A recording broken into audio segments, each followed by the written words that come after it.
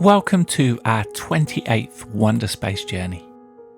Since September 2020, we have been asking the same 6 questions to people from around the world. The questions revolve around life and wonder, places of reset and stories of hopefulness. This week, our day and night orbit will take us over the Strait of Gibraltar and Northern Africa. And to experience these views with us in this ultimate window seat, we welcome John Pritchard from Brighton, UK, who is the founder of Parlour. Parlour is an eyewear brand with a low impact on the planet and high impact on people. With every pair of sunglasses sold, Parlour gives back to eye care programs in Africa, which has resulted in thousands of sight-impaired people now able to earn an income thanks to receiving a pair of glasses. The full-length interview with John can be found on the Wonderspace podcast, which you will find on our website and on most podcast platforms. But for this shortened video orbit, John answers 3 of our 6 questions and starts by giving us a glimpse into his life story so far. A glimpse into my life story so far starts with me coming from Poole in Dorset. I ended up doing a degree in general practice surveying. I also ended up never doing a day's work in general practice surveying.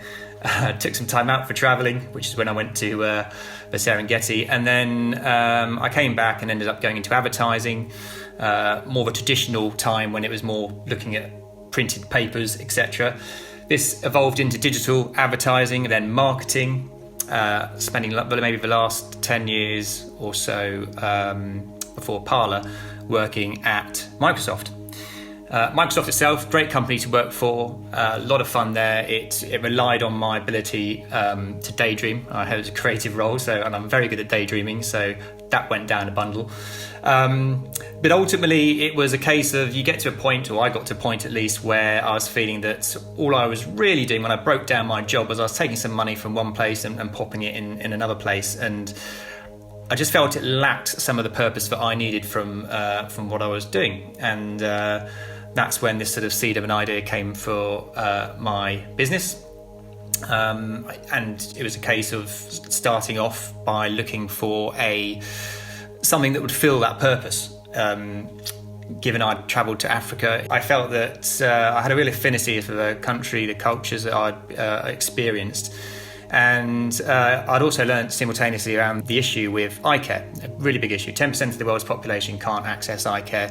And a number of countries I've been to, like Ethiopia, Ghana, etc., this is as high as 95, 96%. In fact, in Sierra Leone, I think there's 4 optometrists for the whole country. It gives you a scale of the problem that there is. And I just felt, well, look, this is a problem because arguably a pair of spectacles or eye surgery is one of the most cost-effective tools you can give someone in terms of poverty alleviation. So I actually started rather unusually maybe with a cause first, and then I tried to retrofit a business to leverage that cause. So I ended up launching an eyewear brand because I thought, well, look, if it's about eye care in Africa, let's create sunglasses and spectacles that will lead to change, and that will be through grants that we provide to a charity partner called Vision Aid Overseas. I started from a position of having no experience of eyewear. All my friends would also tell me I have no experience of fashion, and so started from day, from ground zero, and just had to work up a team of helpful people around me that would help me launch an eyewear brand, and then obviously develop it to where we've got to today, which 5 years on now since launching. I feel like actually this year feels like the first year I've really hit a lot of the goals that I set myself back then. So yeah, we now have an eyewear brand that has a lot of impact in Africa. We built a vision centre in Zambia in 2017. We're supporting a school project at the moment in Ethiopia for the school kids there.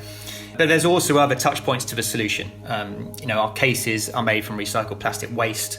We work with 4 female communities in Upper East Ghana to make those cases. And then with the sunglasses, we're now using bio-based acetate, so again, a plant-based material for our frames. The culmination of all the work we've put in was realised at the end of last year when we became a B Corp. And again, for me, that's been a huge goal for the business. It really, our direction right from day one has always been about being a better business for the planet. So the B Corp certification just feels like a real natural certification for us to go for. I mean, it's damn hard to get, and it takes a lot of time and effort, but it's so worthwhile. And even in the short time we've become a B Corp, I've noticed there's such a fantastic community out there of people who are willing to support, because actually, ultimately, we're all in this for a greater good ourselves. It's not a badge for life. It means, there's a bit of a stick here, but it's about improving as a business, and we get certified in 3 years' time. So already I'm beginning to just look over my shoulder and think, right, where can we make better changes for our business so that when we recertify in 3 years, we can improve our score and really challenge to be, the best in our industry.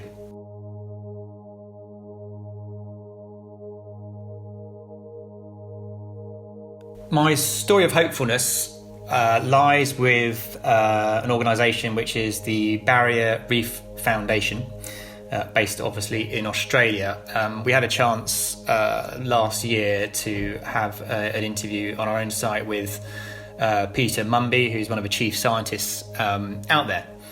And look, the reef has lost more than 50% of its coral since 1995. I think we've all seen it on the TV.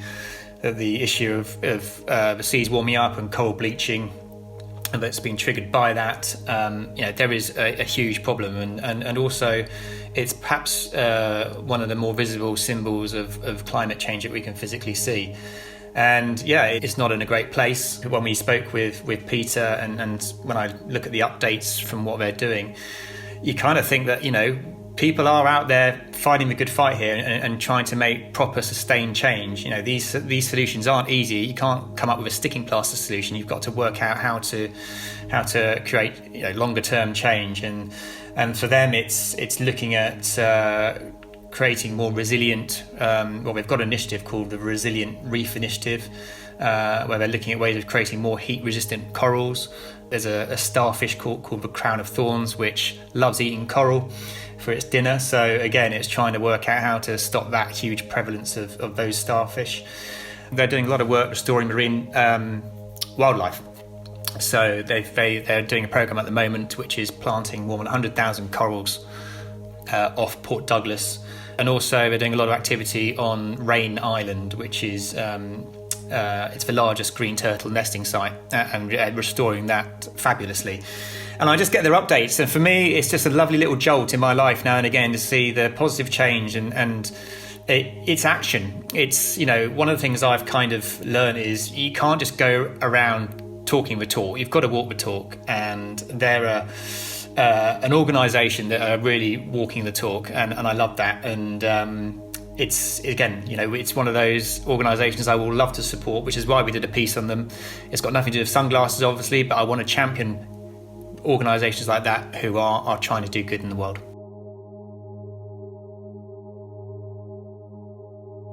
The wisdom I would like to share is that I think this last period has allowed us to rethink a lot of what we value. I think most of us at least have experienced quite a profound impact on our lives over the last 12 months or so, and it's given us an opportunity as well to reflect.